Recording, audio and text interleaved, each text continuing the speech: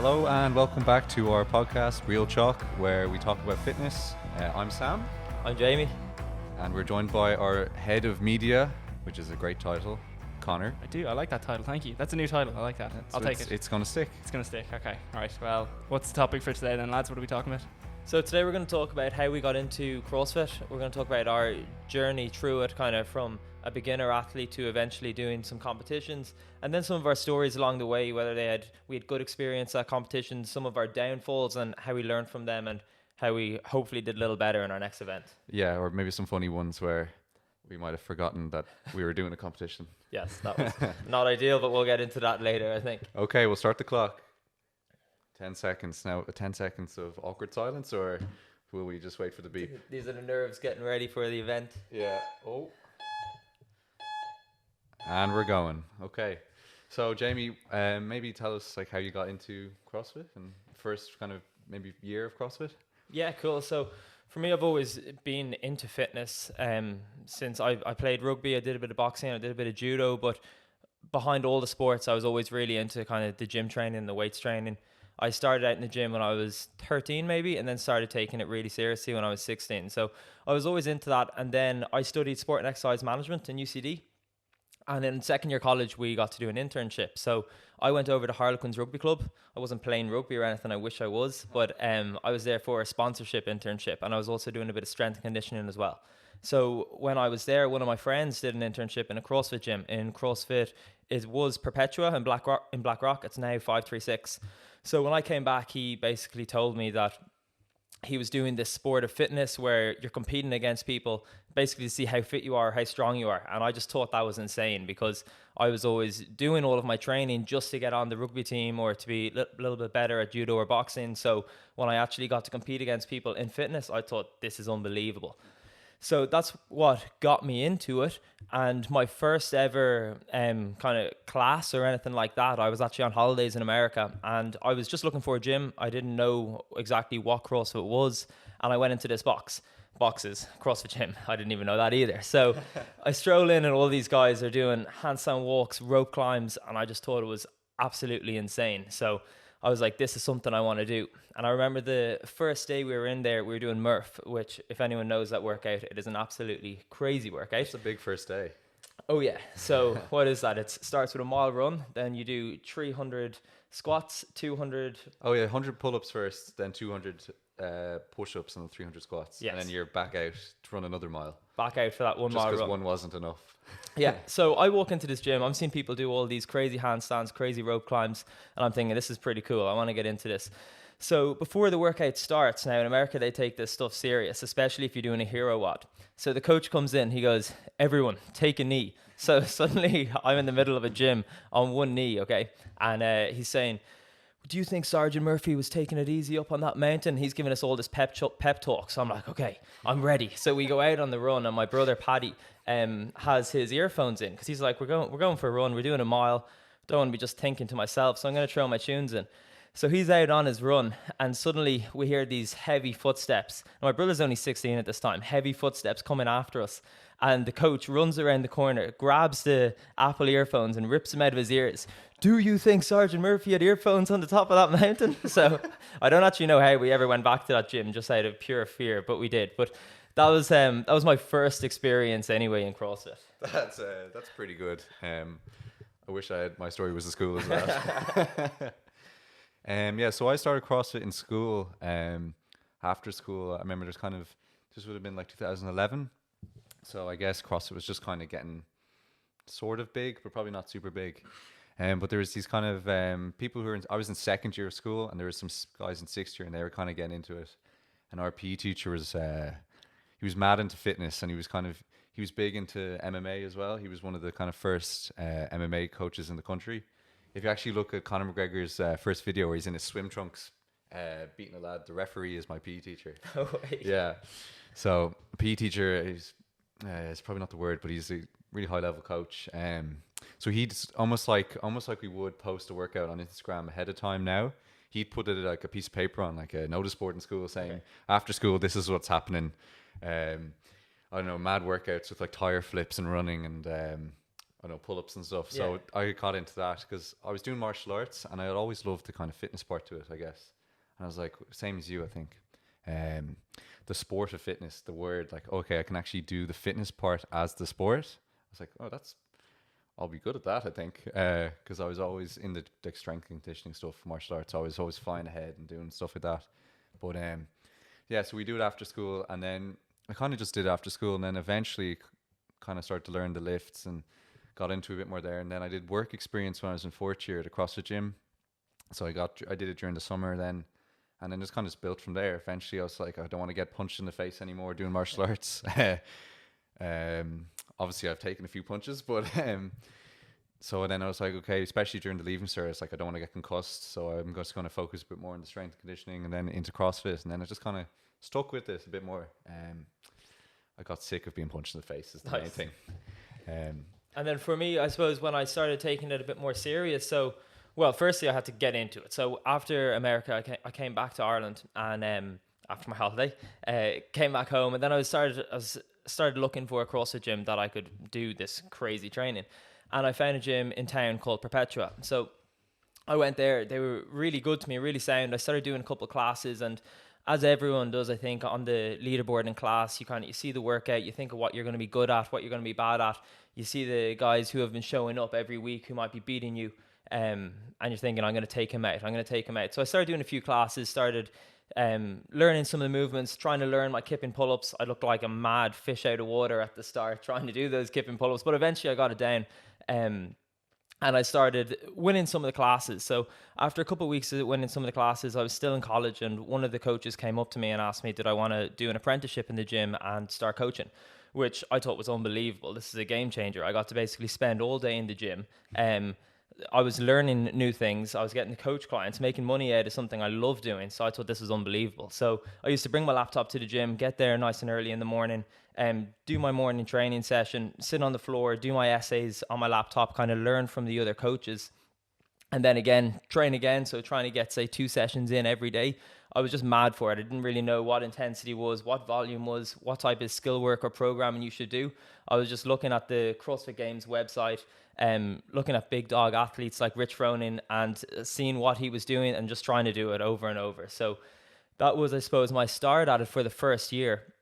And then I did the Open, but I had no idea even what the Open was. Basically, everyone was saying we were doing Friday night lights. So that was when everyone in the gym came together and did that Friday Open. And I was only doing the Open once. Like now, if I say to myself, you're only going to do the Open once, I just think that's insane. Now the Open is like the center of my year, the center of my life. So to think back and just say I was doing it once, I didn't even know what it was. It was Thursday nights out in Thursday night's kitchen. So I was out in the kitchen having a few drinks beforehand and then doing the Open. Like that's just insane to think of that. But yeah, so I did my first ever Open. I placed 7th in Ireland. And once I did that, I was like, whoa, this is pretty cool. I could have a good shot at this. So I started to take it serious. I was still going out on college nights, still kind of just enjoying myself, having a bit of fun. But I was training seriously. I was training twice a day. I had asked one of the coaches in the gym, Andy Ewington, to start programming for me, which he took really serious and really was a great mentor for me. So that whole year, I really focused toward the Open, now that I knew what it was. And I placed first in Ireland in 2015. So that was my first year placing first in Ireland. And I really surprised myself and shocked myself when I placed first in Ireland. And after that, that's when things got really serious. And I said, okay, I'm devoting everything to this. I started to get my sights on regionals. We set up a competitors class in CrossFit Perpetua. And that's where I started taking things serious. What about you? How did you kind of get into competing? When did it start getting real for you? Yeah, I remember it got really real for me when like you're looking at the CrossFit Games and you see all these guys doing ridiculous stuff and you're like, oh yeah, they make it look so easy. They never look like they're in discomfort. So you're like, I can do that.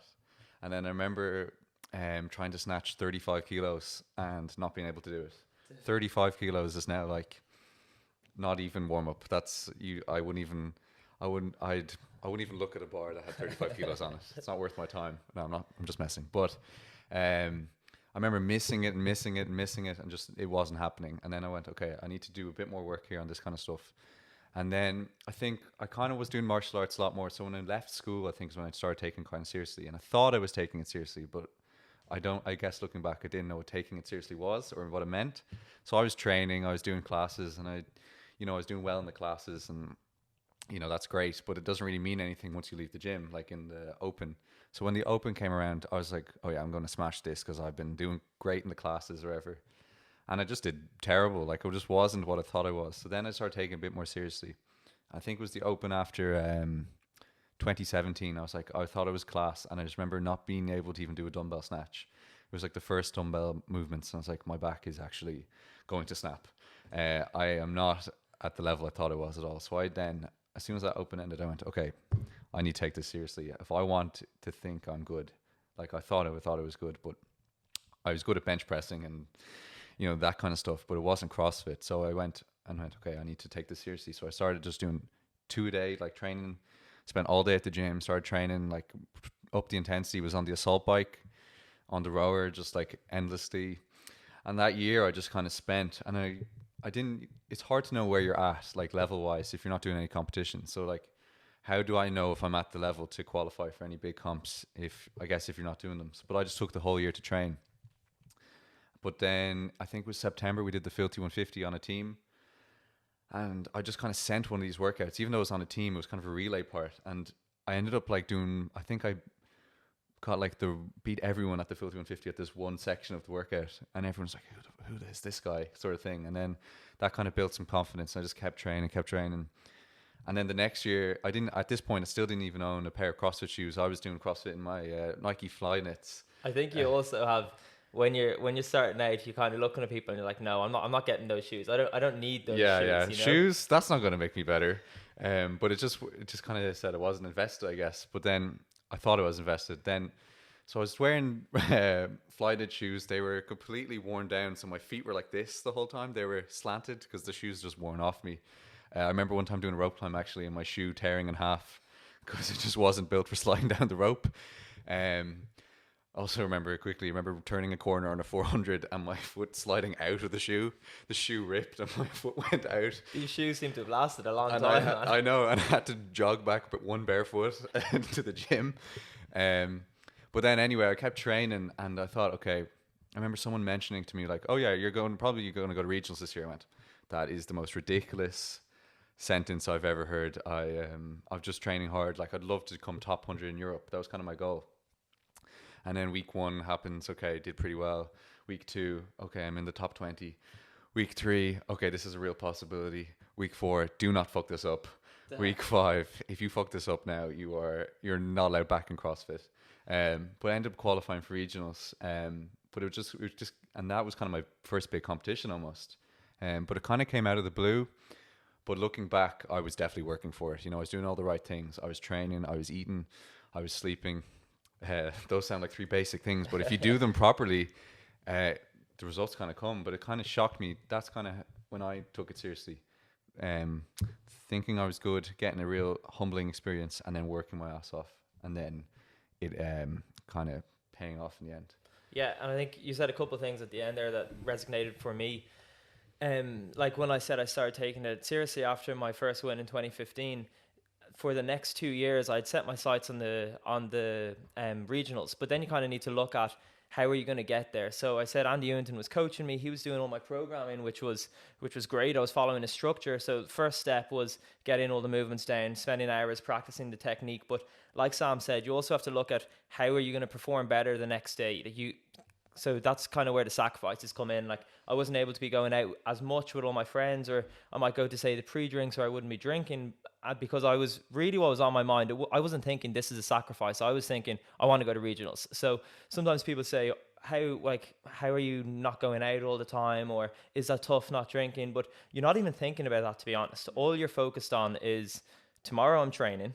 I don't want to be sore. I need to sleep well. And then I'm going to be training the next day and the next day. And each day I'm going to get a little bit closer to my goal. And that's pretty much what it is. And I know it's like kind of a lot of people might post like 1% better every day. Like, think about that. But 1% better is key, but just not taking a step back is the biggest thing that was on my mind. I can't allow myself to take a step back. And if you get kind of sick or you get injured or you look back, you're like, oh, it was only 1 or 2 days. But I think it's not really about the 1 or 2 days that you don't take serious. It's the focus that you have in the lead up to the Open. If you know that you've had a perfect year, just your mindset is going to be so strong. While if I had been out kind of partying with my friends, maybe a month, even 8 weeks before the Open, that little glitch in my mind would be saying, you're not strong enough, or you're taking the piss a bit. So just having pure laser focus for me was something that I was able to kind of hold. And the self-talk we were talking about earlier, just knowing, okay, you're good enough, you're going to attack this workout, you're going to come first, and then even if you come fifth, sixth, it doesn't matter.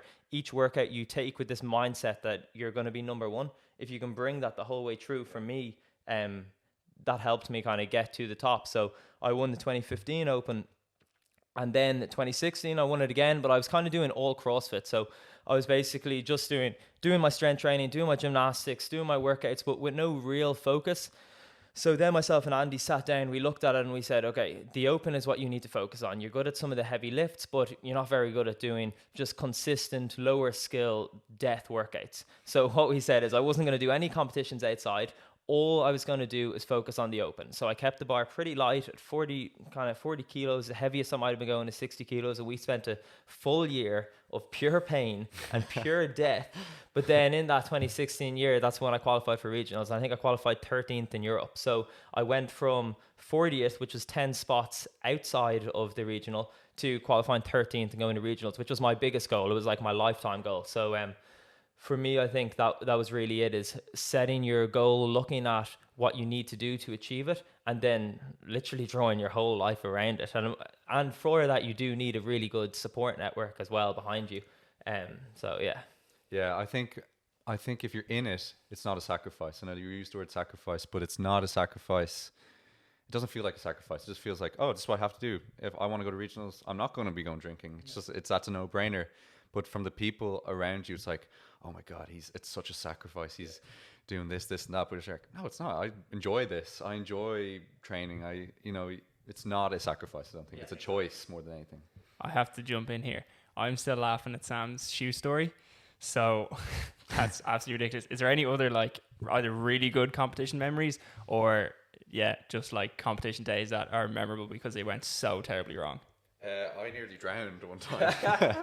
A year ago, I was in Dubai, and obviously, I seen the Dubai documentary the year before and went, that's so cool. Obviously, I didn't even think I was going to qualify. It was another one where I surprised myself. I should probably get better goals, but I surprised myself. I ended up in Dubai like a month later after qualifying. I went, how did I get here? I seen the videos and went, this is ridiculous. I remember the movie the year before, these massive waves, and when I got there, it was like the sea was as flat as this table. It was just so calm, so perfect. Felt like bath water, and I was like, okay, I can't mess up the swim. It'd be physically impossible to mess up the swim in this perfect setting in water. It's a beautiful day. It just rained, but it just cleared up. We're right beside the I think it's called the Burj Al Arab, the hotel, the 7-star hotel. We're literally right beside that. I was like, this is the life. And I done my warm-up swim. I'm like, yes, okay, I'm gonna crush this. It's the first workout of the whole comp. So you're raring to go. You want to just be unleashed and go. So the workout had sandbag cleans on a beach, and then swim around, come back, sandbag cleans, kind of a workout like that. And I did the sandbag cleans, and I was right next to Brent Fikowski, and I was just flying. I was just like, oh, I'm gonna mess you up, Brent Fikowski.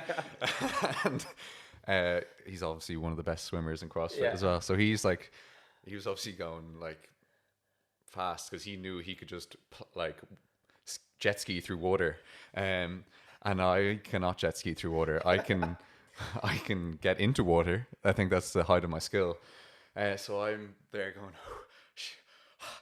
I'm breathing pretty hard, running to the beach. And as I just dive in, I almost I didn't dive in like any technique. I kind of whale flopped in. I just went and inhaled the saltiest water on earth. It was there's extra salty water down in Dubai. I was and I was just doggy paddling around these buoys in Dubai. There's cameramen and there's lifeguards and there's serious athletes plowing through water, and I'm trying not to let my tears, salty tears from my mouth being full of salt, fill up in my goggles. And I just felt horribly sick. I inhaled a lot of water. So that's my story. It sounds like a pretty epic experience. Where did you place in that workout? I got 0 points. Nice. Because I didn't finish the workout. DNF'd. God, I took up so much time saying that story, but so like it's not even there was like these buoys you had to get certain checkpoints in the workout. So everyone else out of 30 or 40 athletes got joint 7th. So they got the points of 7th place, and I got 0 points because I couldn't finish it. So I really messed myself up for the weekend ahead. I'd say Brent was scared of you for the rest of the weekend. Yeah, I definitely looked down at me going, that idiot. Anyway, okay, I took all the time. We might have to go over on this one. Yeah, I think we're going over. I know there's only 30 seconds left. I've managed to recompose myself. I was trying really hard not to be heard there. That's an outrageous story. That is ridiculous. It was certainly something. Yeah, it definitely was. Jamie, we're going to go over time on this one. Do you have anything that competes with that? I want the timer to go because I don't know if I can match that story because that was just outrageous. 10-second countdown. Uh-oh. But yeah, so my worst experience anyway. I'm going to let this beep first. And sorry, I just had to let that beeper go. Yeah, so my worst experience in a competition is, firstly, I'm always kind of anxious and nervous before an event, and my girlfriend Anna kind of helps me a lot with them. Like, kind of, I'll give her the responsibility to let me know when I have to get up, where I have to go, what the workout is, all of those type of things. She kind of drags me along with that, so I don't have to focus on them, I suppose. So we've never missed one of the briefings. So basically, this competition was in Marseille. So we go to Marseille, and there had all been little bits of trouble in the airport. I couldn't quite find our luggage, waiting for a taxi. We met this crazy guy called Suavec in the queue. But anyway, we'll go on from there. So we get to the briefing, basically, and it's all in French. So, and there was no translator. So they're going on. And then they said they were going to do the English at the end, but the English was quite poor, and it was hard to understand exactly what they were saying. So eventually, I was like to Anna, we get out of here. And she was like, she knows my system and how I need to stay to the system all the time. So she was like, you never leave briefings. I was like, it's grand. So eventually I convinced her to leave. And I'm like, it's okay. We know what time the first event is. Perfect. So she's like, all right, cool.